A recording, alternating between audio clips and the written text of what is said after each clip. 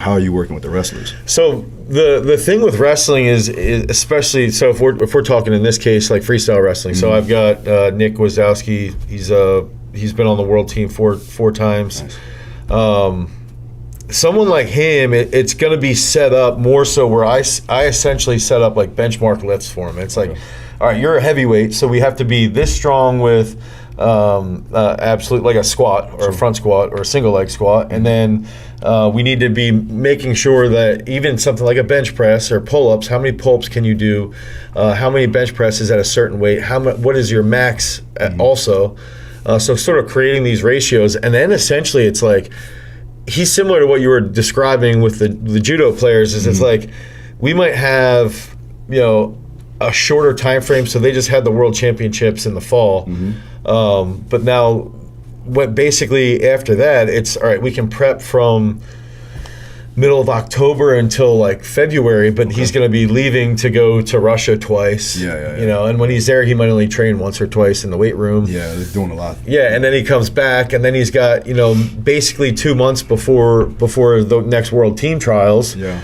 And so it's mainly going to be similar to what you had said, where it's like we'll try for about 2 months to really push increasing, rate of coordination, increasing his absolute strength. He's already pretty big, so like we're not too focused on hypertrophy because he is in a weight, like he can't weigh above a weight class. Sure. Yeah. That's one thing that I have to always look at.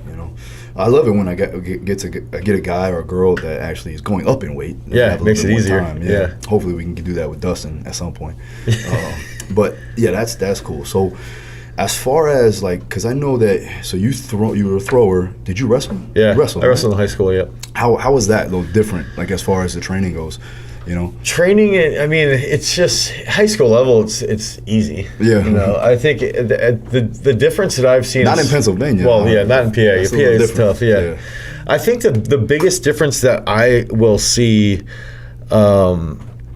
especially with wrestlers, is that you can't take away from the technical work that they're going to be doing on the mat. So the whole goal, and I think strength coaches, this is where I think you do a really good job, I mean, just from the outside looking in, is that you will discuss, like, look, I can't take away from what Dustin's doing in the ring or what he's doing with his fight game. You're just a supplement to that happening. Absolutely. And I think that's the biggest thing with wrestlers is that, yes, it's a combat sport and there is a lot of like mat strength that they need. Yeah.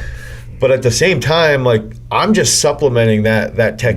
It's a technical sport. It's extremely technical. Sure. So we can't have him going into his mat work where he can barely walk because he's so sore.